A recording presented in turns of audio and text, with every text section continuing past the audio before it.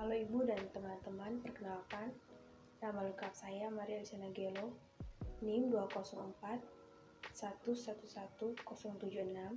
Saya dari Farmasi kelas C, tahun ajaran 2020-2021, angkatan 6. Di sini saya akan mempresentasikan materi dengan judul Teori Reaksi Identifikasi Kation dan Anion. Dua langkah utama dalam analisis adalah identifikasi dan estimasi komponen-komponen suatu senyawa. Langkah identifikasi dikenal sebagai analisis kualitatif, sedangkan langkah estimasinya adalah langkah kuantitatif. Analisis kualitatif dapat dikatakan lebih sederhana, sedangkan analisis kuantitatif agak lebih rumit.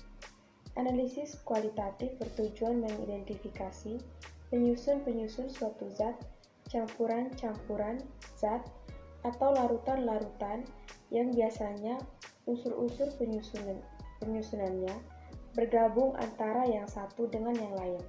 Sedangkan analisis kuantitatif bertujuan untuk menentukan banyaknya penyusun-penyusun suatu zat atau persenyawaan.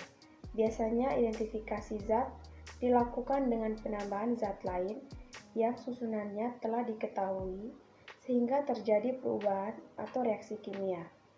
Zat yang susunannya telah diketahui dan yang menyebabkan terjadinya reaksi disebut reaksi atau reagen. Untuk mempermudah dalam reaksi identifikasi kation anion, maka digunakan metode analisis kualitatif sistematik.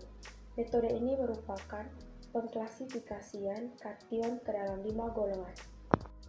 Golongan 1. Kation golongan ini membentuk endapan-endapan dengan asam klorida encer. Kation pada golongan ini adalah timbal atau Pb, merkuri atau Hg+, dan perak atau Ag. Yang berikut golongan kedua.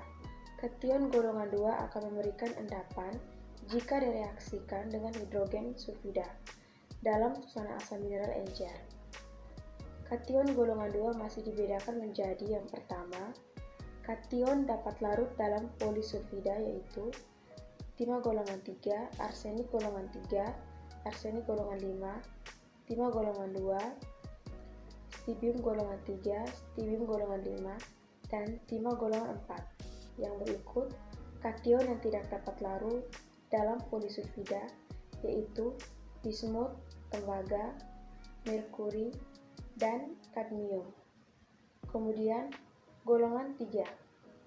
Kation golongan 3 ini akan membentuk endapan jika direaksikan dengan amonium sulfida dan dalam suasana netral atau amoniak. Kation golongan 3 tidak dapat bereaksi dengan H2S atau HCl encer. Kation golongan 3 adalah kobalt golongan 2, nikel golongan 2, besi golongan 2, kromium golongan 3, aluminium, seng, dan mangan. Kemudian golongan 4. Kation golongan ini tidak dapat bereaksi dengan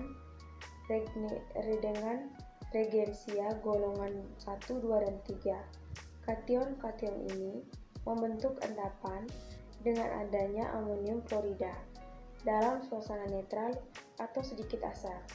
Kation-kation golongan ini adalah kalsium, strontium, dan barium. Kemudian golongan 5. Kation golongan 5 tidak bereaksi dengan reagen golongan 1, 2, dan 3, dan 4. Kation yang termasuk dalam golongan ini adalah magnesium, natrium, kalium, amonium, litium, dan hidrogen. Yang berikut alat dan bahan. Alat terdiri dari pipet, tabung reaksi, rak, gelas beker, penjepit, dan pemanas spiritus. Bahan itu larutan Na2SO4. Yang digunakan di sini yaitu merkuri atau Hg2+.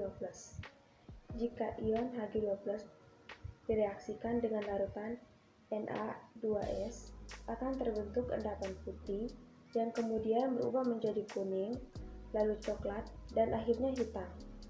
Dari hasil percobaan, didapati endapan putih yang berubah menjadi kuning.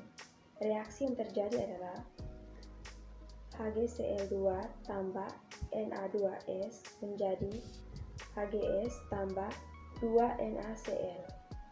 Jika ion Hg2+ direaksikan dengan larutan NaOH, akan terbentuk endapan kuning, Hg atau OH2. Dari hasil percobaan, didapati endapan kuning orange. Reaksi yang terjadi adalah HgCl2 tambah 2NaOH menjadi HgO tambah 2NaCl tambah H2O. Kemudian sulfat atau SO4-2-. Jika ion SO4-2- direaksikan dengan larutan BaCl2, akan terbentuk endapan putih BaSO4. Dari hasil percobaan endapan putih, reaksinya adalah SO4-2- tambah Ba2+ menjadi BaSO4.